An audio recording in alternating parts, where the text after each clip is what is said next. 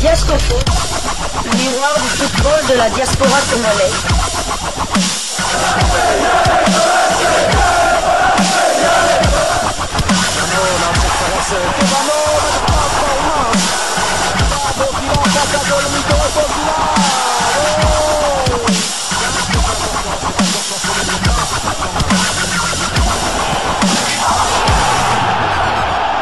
Diascofoot, le miroir du football de la diaspora congolaise. Vous êtes sur Diascofoot, le miroir du football de la diaspora congolaise. Diascofoot vous dit bonjour, tout le plaisir est pour nous de vous retrouver, mais surtout de savoir que vous êtes nombreux en train de suivre votre chaîne YouTube dédiée uniquement aux footballeurs de la diaspora congolaise. C'est l'heure de partager avec vous quelques news que nous avons pu récolter pour vous, des news concernant la tanière des léopards de la République démocratique du Congo, et cela dans le cadre de cette deuxième livraison sportive de ce mardi 29 avril 2025.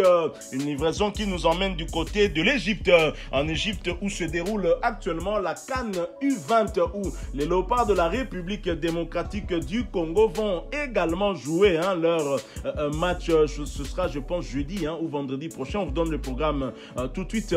Et les léopards qui vont rejoindre l'Égypte ce jour, aujourd'hui 29 avril, en provenance de la Tunisie. La Tunisie où le léopard était en préparation, où ils ont justement remporté leur match amical face au U20 tunisien. On en parle tout de suite. Mais cette CAN U20 a démarré comme prévu le dimanche 27 avril dernier, avec la victoire du pays organisateur. On en parle grâce à un article du média Afrique Foot, un article intitulé CAN U20, le pays hôte réussit son entrée, les résultats du jour. Je vais vous lire cet article. L'Égypte, pays hôte de la Coupe d'Afrique des Nations des moins de 20 ans, a glané un premier succès devant son public face à l'Afrique du Sud ce dimanche 1-0. Une victoire importante dans un groupe de 5 au contour difficilement prédictible.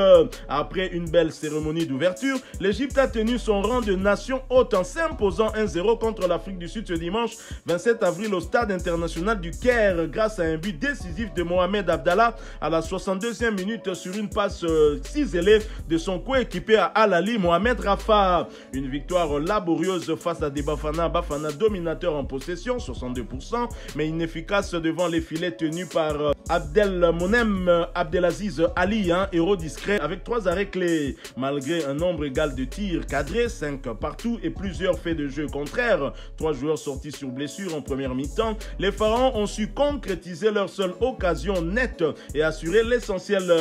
Mamadou Jallo tient tête à la Zambie. Plus tôt dans la journée, la Sierra Leone a tenu en échec la Zambie 0-0 grâce à son gardien Mamadou Jallo de Bromby If, auteur de 4 arrêts décisifs, dont un réflexe spectaculaire sur un missile de Lazola Makou à la 78e. Après cette première journée, dans ce groupe de 5, c'est bien l'Égypte qui prend la tête avec ses 3 premiers points.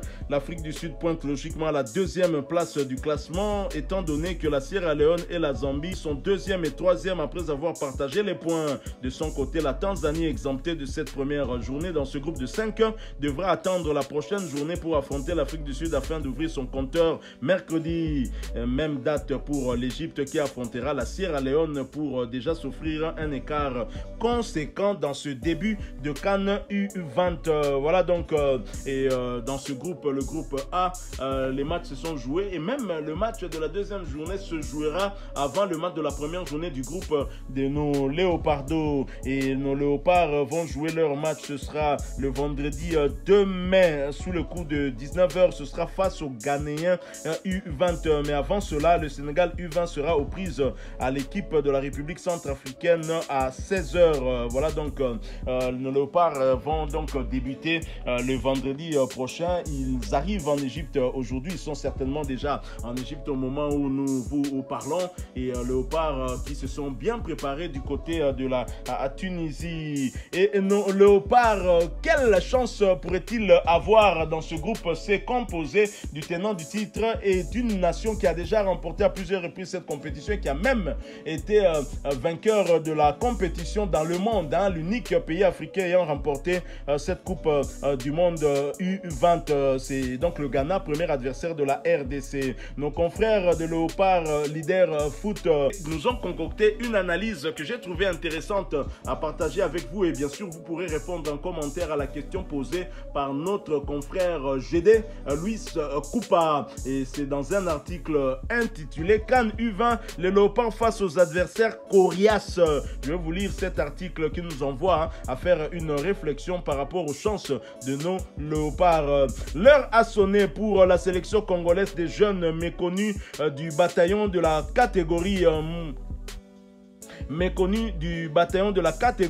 montre de quoi elle est capable. En s'opposant à des nations aguerries, la sélection U20 congolaise, bien que championne de la zone UNIFAC Afrique centrale, doit en même temps apprendre à marquer les esprits. Apprendre parce qu'elle fera face à des multimondialistes plusieurs fois vainqueurs de cette CAN et même un champion du monde, le Ghana. En 2009, la bande à André Ayou, devenue ensuite une légende du football ghanéen, avait remporté la Coupe du Monde U20 en battant le Brésil en finale.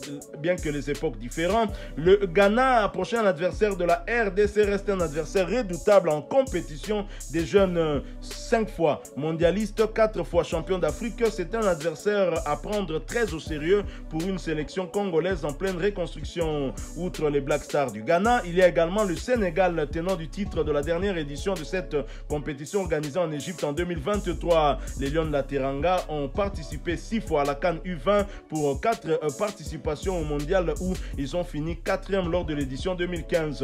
C'est un adversaire très régulier et expérimenté. Les hommes de Guy Bokassa sont appelés à sortir de grandes prestations pour faire douter leurs adversaires, sachant que le football des jeunes, des académies et des meilleurs centres de formation en Afrique se trouve à l'ouest du continent. Cependant, s'agissant de la République centrafricaine U20, l'autre adversaire du groupe du Congo DR, elle tient sa plus large victoire de l'histoire contre la RDC. C'était curieusement le 2 mai 2010 et donc 15 ans après, les deux équipes vont se croiser encore. La RDC aura peut-être l'occasion de prendre sa revanche. 2 fois finaliste malheureux du tournoi de l'UNIFAC, la RCA compte 2 participations à la phase finale de la Coupe d'Afrique des Nations de la spécialité, tout comme la RDC qui, par contre, elle est vainqueur de la dernière édition du tournoi de l'UNIFAC 2024 avec son sélectionneur Guy Bokassa. Ce, après avoir perdu la finale un an plus tôt. En conclusion, la RDC et la RCA sont les petits poussets de ce groupe, dominé logiquement sur papier par le Sénégal et le Ghana, 2 équipes au palmarès élogieux. Les chances de la RDC restent minimes, mais le football se joue à 11 contre 11 pendant 90 minutes pour les 2 équipes. Tout à fait, très cher ami GD Luis Coupa, qui a tout dit et qui nous a donné quand même quelques statistiques. Et je dis merci à lui, merci à nos confrères de Léopard Leader Foot pour cette belle analyse que je partage tout à fait. Et comme sa conclusion le dit si bien, le foot se joue à 11 contre 11, à moins d'être pénalisé par un carton rouge ou 2, sait-on jamais. Mais la République démocratique du Congo peut avoir des arguments. C'est vrai que nous sommes une équipe en reconstruction, mais cette victoire obtenue sur la Tunisie U20, qui n'a peut-être pas le même état de forme que le Sénégal actuellement, mais a pu revigorer notre morale et permettre à nos joueurs de se décomplexer face au prochain adversaire qui sera en tout premier le Ghana le 2 mai prochain. Ce sera sous le coup de 19h. Nos Léopards U20 qui avaient remporté leur match amical en Tunisie face à la Tunisie U20 0 but contre 2 grâce à des buts de Tony Talassi à la 37e minute et d'Isaac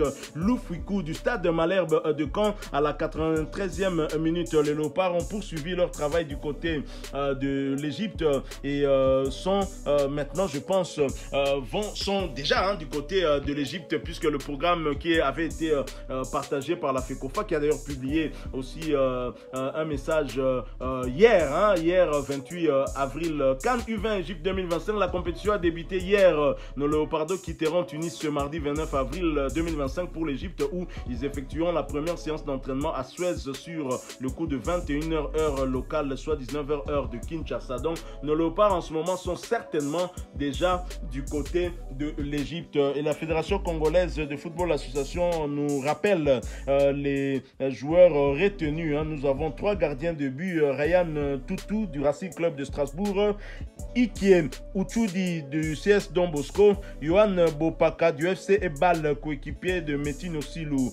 Comme défenseur, nous avons Merdi Palato du FC Sochaux, nous avons Dieu Kalonji de Céleste FC, Cédric Saloumou de l'AS Dauphin Noir, David Moukandila du TP Les Anges, Eugène Idumbo, nous avons Frédéric Efouele de Toulouse, Landry Soko des Anges du Congo, Daniel Chilanda de l'USG dont on vous a parlé ici.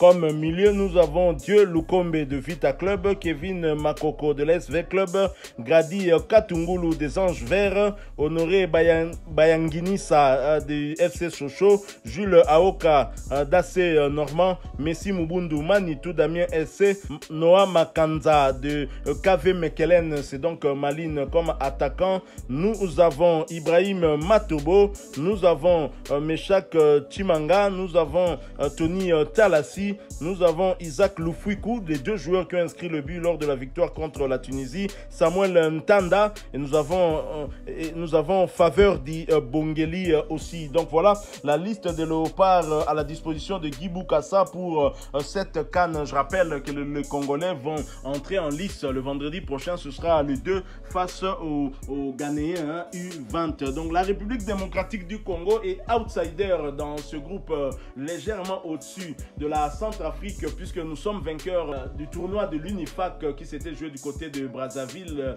La Centrafrique y était présente aussi. Mais attention à cette belle équipe de la Centrafrique qui avait obtenu sa plus large victoire face au Léopardo de la République démocratique du Congo. Quant au Sénégal, un adversaire qu'on a eu déjà affronté lors de 2 matchs amicaux sur place au Sénégal à Dakar. D'abord battu 2-0, ensuite match nul 0 but partout. Ça prouve que c'est un adversaire compliqué pour nous. Ce serait un match difficile, mais sur une compétition officielle, tout est possible. Les joueurs sont motivés. J'espère qu'ils pourront rendre une belle copie lors de ces matchs. Déjà éviter la défaite face au Ghana, même si le Ghana a déjà remporté la Coupe du Monde. Mais si on regarde tout ça, ça ne sert à rien de participer à ce genre de compétition. Et une équipe peut grandir qu'en affrontant des adversaires de taille. Je ne doute pas que Guy Boukassa mettra en place un système de jeu qui pourra permettre à nos léopards de pouvoir bien défendre les couleurs de la République démocratique du Congo. Alors très chers amis, partagez avec nous en commentaire votre point de vue sur nos léopardos et sur leur chance de pouvoir s'en sortir dans ce groupe. Heureusement pour nous, 2 des 3 meilleurs 3e seront donc qualifiés aussi pour les quarts de finale, et donc c'est tout à fait possible pour la République démocratique du Congo d'arracher cette qualification en ayant au moins une victoire et un match nul. C'est sûr qu'on terminera parmi les 2 meilleurs 3e aussi. Voilà, nous sommes arrivés à la fin de cette 2e livraison sportive de ce mardi 29 avril 2025. Vous l'avez aimé, laissez-nous un maximum de j'aime. Merci de partager avec nous en commentaire votre point de vue. Abonnez-vous sur cette chaîne Diasco Foot parce que nous sommes et restons le miroir du football de la diaspora congolaise. N'oubliez pas d'activer la petite cloche de notification histoire de ne plus rien manquer des prochains sujets que nous allons vous proposer. Encore une fois, merci à vous, avec espoir de vous retrouver bientôt dans un autre sujet d'actualité. Mais en attendant, portez-vous bien. Diasco Foot vous dit bye.